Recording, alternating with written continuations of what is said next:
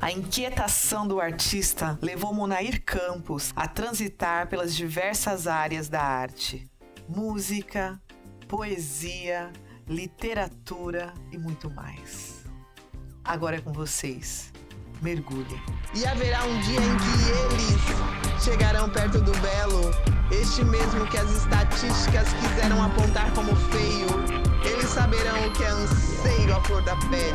Dou poesia marginal, sem teto, sem inglês, sem renda, mas permanentemente enfurecidos, dispostos a morrer para mudar o rumo dessa gotinha que só cai na janela da elite.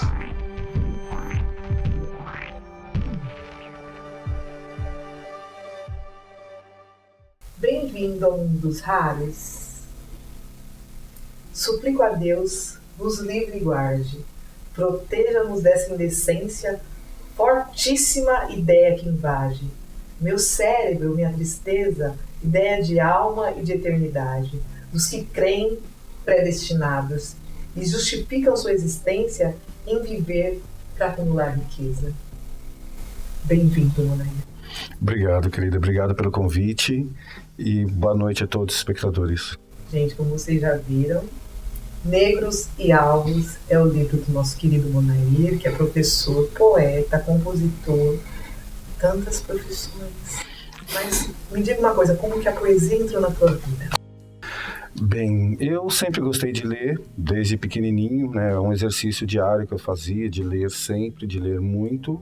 E acho que esse ímpeto criativo também sempre me moveu. Quando me dei conta, eu já estava começando a fazer uns rabiscos, fazer uns esboços. E algumas coisas até já dá para aproveitar desde a minha adolescência. Tem coisas que eu gosto bastante. Que maravilha. Monair, como que nasceu Negros e Alvos? Poxa, isso aí tem uma história bem bela que eu gosto muito de relembrar. Primeiro eu tenho que agradecer ao convite de Ricardo Francisco Barbosa, que é o meu parceiro idealizador. O livro é oferecido a ele. Ele me convidou em 2006 para que fizéssemos uma peça de teatro abordando a temática do racismo. Só que ele não queria um convite, não queria uma peça que fosse normal, que abordasse os temas cotidianos da pobreza, dos temas sociais gerados pelo racismo. Ele queria que fosse uma coisa mais densa, mais profunda. Também não sabia exatamente o que. Ele sabia que o que ele não queria, que era mais um tema, mais algo falando do mesmo, né? E aí nós fizemos uma pesquisa vastíssima. A pesquisa teve 3 frentes. Primeiro, uma pesquisa bibliográfica. Nós passamos uns 3 meses lendo tudo que caía em nossas mãos sobre o racismo, desde teses de mestrado, de doutorado, artigos científicos, livros, estudos, né, análises psicoterapêuticas. Lemos muita coisa sobre o tema. Esse é o primeiro passo. O segundo momento, nós fizemos uma entrevista com todas as pessoas que nós tínhamos contato que estivessem disponíveis para falar sobre o racismo. Então nós não temos o número exato, porque foi uma pesquisa feita com finalidade artística apenas, não tinha uma finalidade científica, né? Então nós entrevistamos aproximadamente umas 90 pessoas, todas pessoas negras, de variados tons de pele, negros de pele clara, negros de pele bem escura, e sempre perguntando sobre como era viver no Brasil, como era vivenciar um país racista na pele escura, na pele de vítima, né? Como sendo o alvo preferencial dessa comunidade que é racista, né? E aí nós conversamos com muita gente e ali nós fizemos uma primeira descoberta que é assustadora para nós, foi muito marcante, que é o fato de que todas as pessoas começavam a entrevista falando que nunca tinham sofrido racismo. Você tem noção do que é isso? As pessoas começavam falando que nunca tinham sofrido racismo. Mas por não ter reflexão? Por quê? Então, depois nós íamos conversando com as pessoas, tocando em outros assuntos, desconversando. Tá, você nunca sofreu racismo? Então vamos falar sobre o tempo, vamos falar sobre a lua, vamos falar sobre política, conversávamos sobre temas variados. No meio da conversa, a pessoa começava a lembrar. E aí as pessoas iam desfiando e iam saindo histórias assustadoras. E aí a gente constatou que a maioria das pessoas tem traumas tão profundos que ficam guardados. E as pessoas acabam, para sobreviver psiquicamente, acabavam varrendo para debaixo do tapete. Então as pessoas acabavam esquecendo que tinham sido vítimas a vida inteira dessa agressão constante que é o racismo, a injúria racial, o preconceito. Eu estou pensando, desculpa interromper, além dessa constatação, também não dava para entender essas pessoas que não se viram no momento de racismo, a não percepção mesmo de, não, eu sofri, porque a coisa passa a ser tão corriqueira. Também viu isso também? Muito, com muita frequência. E as pessoas acreditavam que não era com elas. Falavam, não, a pessoa não é racismo, não é por mal. Exatamente. E eram estratégias para a pessoa sobreviver àquela tortura toda. Porque se a pessoa percebesse que era proposital, que era intencional, a dor é muito maior. Né? Se uma pessoa te esbarra e machuca, mas você vê que a pessoa fez isso sem querer, tem um incômodo, né? Mas você vai desculpar a pessoa na hora. Se a pessoa te agredir propositadamente, além da dor física, tem a dor psíquica. Então as pessoas preferiam acreditar que não era com elas, ou que não era racismo, que não era intencional.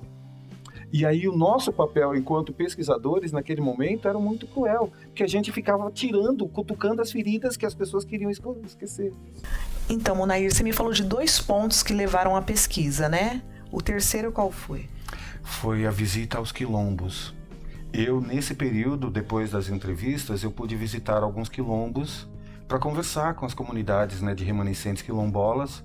E aí eu visitei alguns quilombos em São Paulo, no Rio de Janeiro, em Minas Gerais. E mais para frente eu fui para Bahia e para Pernambuco, também visitando alguns quilombos. Uma né? pesquisa ampla, né? Foi bastante ambiciosa. E uma grande constatação que nós tivemos também nos quilombos é que todas as comunidades quilombolas, não dá para afirmar todas, mas em algumas comunidades de remanescentes quilombolas, tem núcleos familiares que se mantêm afastados da vida em sociedade até hoje. E essas pessoas são pessoas geralmente mais idosas, que ainda guardam até hoje o medo de serem recapturados da época da escravidão. Então as pessoas foram criadas pelos seus pais, pelos seus avós, em um período em que elas eram educadas assim, não se mistura, porque se o branco vier para cá, corre o risco de você ser recapturado e ser escravizado. E isso foi sendo passado através das gerações e as pessoas guardam esse medo até hoje. Também a memória, né? Exatamente. Então, todas essas dores permanecem lá, ainda são material vivo, que pode ser estudado, que pode ser compreendido, que pode ser traduzido, né, de forma artística ou em termos de matéria. Uma importância histórica social. maravilhosa. Exatamente. E eu pude constatar isso. E eu também constatei nesse mesmo período de minha pesquisa que todas as comunidades quilombolas que eu pude visitar, e aí conversando entre essas comunidades, é uma afirmação muito comum que todo quilombo tem pelo menos um jongo celebrando o dia 13 de maio. Olha isso, que riqueza. Sim, alguns quilombos têm vários, inclusive, mas assim, é uma tradição muito forte nos quilombos terem composto jongos celebrando o 13 de maio. E aí eu me perguntava, né, durante algum tempo, poxa, mas o 13 de maio foi uma farsa. A abolição no Brasil, ela foi uma farsa porque ela acabou com a escravidão e indenizou os proprietários dos escravos e não indenizou aquelas pessoas que haviam sido escravizadas. E os negros foram jogados à sua própria sorte, ainda tem mais isso. E o governo ainda, além de indenizar os fazendeiros, ainda começou a estimular a vinda de imigrantes estrangeiros para ocupar os postos de trabalho que deveriam ser oferecidos aos ex-escravos. Sim. Né? Então eu me perguntava, eu falei, poxa, se o 13 de maio foi uma farsa, por que essas pessoas compuseram músicas celebrando o 13 de maio? E aí? Ao longo da minha pesquisa, eu me dei conta de que era uma forma de comunicar a esses núcleos familiares que se mantinham mais afastados. Então, a música chegava até eles. Então, muitos desses núcleos que ficavam totalmente isolados, com medo de serem recapturados, em algum momento tinham acesso a essas músicas, então era uma forma de comunicação social, de levar uma notícia a essas comunidades que estavam mais afastadas. A ligação através da música. Exatamente. Né? E aí que na trilha sonora, na hora de compor a trilha sonora para a peça teatral, eu compus o meu jongo, que é um jongo da abolição também, e que aí eu faço a minha leitura, apesar de ter pesquisado bastante, de ter tentado manter o respeito fundamental, né, à tradição da música, o jongo. O jongo é um ritmo musical que ele é patrimônio imemorial da humanidade. Né? Ele é tombado pelo Condefat. Olha, que não sabia porque o ritmo musical é tão importante para a história da humanidade que ele é tombado. Que maravilha. Então, que tem de ser mantido vivo. E aí eu estudei bastante e compus o meu, respeitando a tradição, obviamente, né? E aí eu trato exatamente dessa temática. Que tá aqui no livro, né? Tá sim. A princesa Isabel assinou no dia 13 de maio, libertou os escravos e outra guerra começou. Libertou os escravos e outra guerra começou. Perfeito. Eu tô curiosa para saber como foi montada depois a peça. Pois é. De que forma, com as narrativas, criaram personagens, como que foi isso? Eu criei 3 personagens, que é o Benedito, a Bianca e o Bruno, que formam um triângulo amoroso, né? E nessas imbricações, né, da história, eu não posso entrar em detalhe, não quero dar spoilers, eu espero que vocês leiam o livro, que vocês vejam algumas montagens futuras que possam ocorrer, né, Com certeza, porque essa conversa está muito curiosa. Então, e aí, mas só conta assim um arremedo, só. Sim, então, eu criei esses personagens e na trajetória deles ao longo da peça, eu fui inserindo essas histórias que as pessoas foram me contando durante as entrevistas. E a gente fez o espetáculo e encenamos em alguns teatros, né, no Teatro Plínio Marcos, que eu me lembro, no Teatro Tendal da Lapa, no CCJ, e devem ter mais outros espaços que eu não vou lembrar agora, e dá um medo, né, de esquecer e alguma pessoa ficar... Né? Nos apresentamos em bastantes escolas públicas, em universidades, em ONGs, né? Em centros culturais. E como foi a receptividade disso tudo, principalmente nas escolas? Muito, muito, muito gratificante, sempre com uma repercussão super positiva, e sempre quando terminávamos de apresentar, nós abríamos, obviamente, para conversar com o público, né, para que eles pudessem conversar. E era impressionante como sempre as pessoas vinham com comentários: poxa, aquela situação que o Benedito passou aconteceu comigo. Aí o outro falava: poxa, aconteceu igualzinho com meu primo, com meu irmão. Então, as histórias que a gente colocou aqui, apesar de terem vindo muito das entrevistas, eram coisas absolutamente cotidianas na vida de muitos negros brasileiros. Que trabalho riquíssimo, Munair. E você, como professor, também usou muito dessas histórias, né?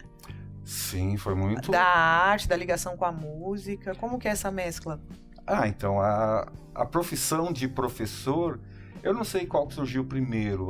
Eu me vejo no mundo como artista, né? Eu me vejo como o meu trabalho como artista, acho que vem à frente, mas no fundo é a minha necessidade, a minha vontade de dar alguma contribuição para melhorar a nossa sociedade. E eu acho que o trabalho de professor é tão possível, tão produtivo, se bobear até mais, né, do que o trabalho como artista, né? Acho que a nossa contribuição, ela é dada o tempo todo, né? Sim, sangue, suor e lágrima, né? Que não tem é fácil. Tem uma informação, uma tradição que, pelo que eu ouvi falar, pelo que eu aprendi, vem da tradição do budismo, que diz que, assim, se você vai na padaria comprar pãezinhos de manhã, procure ser o melhor cliente que você puder. Se você for dirigir, que você possa ser o melhor, procure ser o melhor motorista que você puder. E isso eu levo para minha vida, né? Então, quando eu estou fazendo minha poesia, eu quero ser o melhor poeta que eu puder oferecer para o mundo. E quando eu entro em sala de aula, eu costumo dizer que é onde eu me sinto mais perto de Deus. Que lindo isso. Muito bem, Munair. Mas, atualmente, como é que está toda essa mescla, essas profissões múltiplas? Programa de rádio, que eu sei que você tem, literário, como que é isso? Então, além do meu trabalho como escritor de dramaturgia, eu também tenho um trabalho como poesia e comprou no Prosa.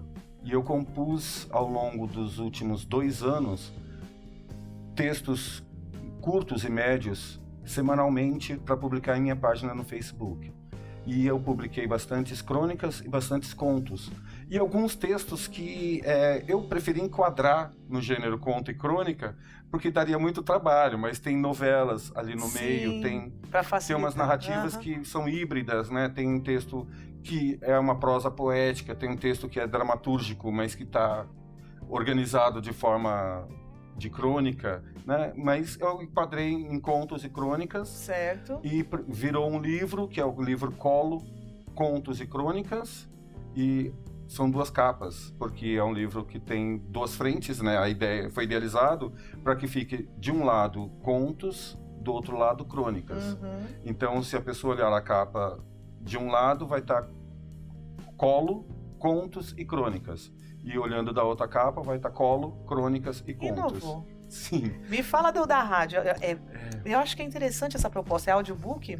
Então, aí surgiu um convite da Rádio Baruch FM para que eu fizesse um programa literário em que eu pudesse trabalhar com a minha experiência e com minha contribuição, né, para a literatura num programa de rádio. E eu criei um programa chamado Podcasts Literários, em que toda semana eu veiculo ou um conto ou uma crônica na emissora, pensando que são crônicas literárias, né? Porque é muito comum você ver crônicas jornalísticas, né, publicadas em algumas emissoras de rádio. E eu publico semanalmente ou um conto ou uma crônica literária, em que eu declamo, que eu faço a sonorização, eu faço a ambientação cênica, né? E é publicado e vai ao ar toda semana na Rádio Baruch. E a cada semana é um texto novo e ele é repetido ao longo da semana no meio da programação. Interessante. É demais eu te pedir? Você tem uma de memória aí? Alguma poesia? Uma crônica? Uma prosa? Tem uma cena que é desse livro, que é A Pobreza. Ainda me lembro, eu, pivetinho, bravo, olhando pro espelho, com raiva, sangue nos olhos, mas um sonho que se vai. Minha mãe, branca, molinda, e eu preto, feio, a cara do meu pai. Aquele puto pervertido, cachaceiro da gandaia, cara de pau, largou os filhos por um rabo de saia.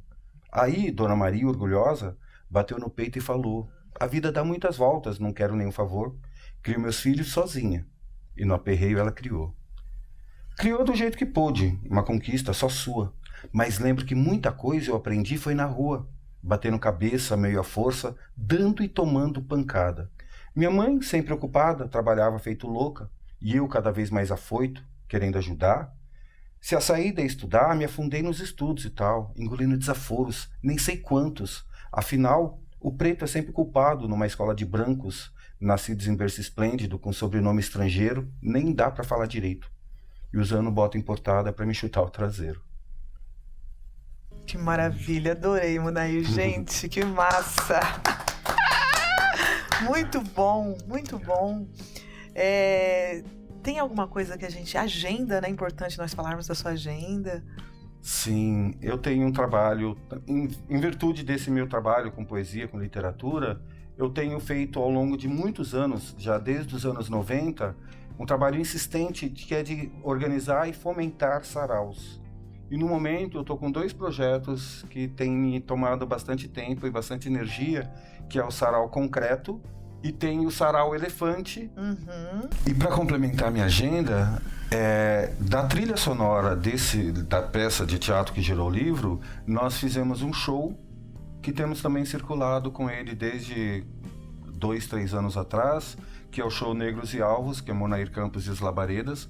E nós temos 2 apresentações agora, dia 17 e dia 20 de novembro, em virtude da Semana da Consciência Negra, na Casa de Cultura de São Rafael e na Casa de Cultura da Freguesia do Ó.